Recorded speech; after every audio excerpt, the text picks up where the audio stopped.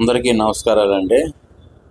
చంద్రబాబు నాయుడు గారు విద్యని, వైద్యాన్ని ప్రైవేట్ పరం చేస్తానంట. అది చాలా తప్పండి. దాని గురించి ఒక పెద్దాయన చాలా బాగా చెప్పాడు, చూడ వినండి మీరే. ఏముంది తప్పు, అది చంద్రబాబు నాయుడు ప్రైవేటీకరణ తప్పు. ఆరోగ్యాన్ని ప్రైవేటీకరణ చేయడం చంద్రబాబు నాయుడు స్టీల్ ప్లాంట్ ప్రైవేటీకరణ చేస్తాంటారు. కొన్ని సంస్థలు ప్రైవేటీకరణ చేయకూడదండి. అవి విద్య ఒకటి, వైద్యం ఒకటి. బాగా దోచుకుంటారండి. 17 మెడికల్ కాలేజీలు కూడా ప్రైవేట్ పరం చేస్తారు. ఏమంటే గవర్నమెంట్ నడపలేకపోతుంది, వాళ్ళు నడుపుతారు మంచిగా అని. నడపడం దోచుకుంటారు బాగా. ఆరోగ్యశ్రీ కూడా ఏదో అన్ని పనులు చేసి అది కూడా ఏదో స్కీమ్ అని పెట్టేశాడు ఆయన, ఇన్సూరెన్స్ అని.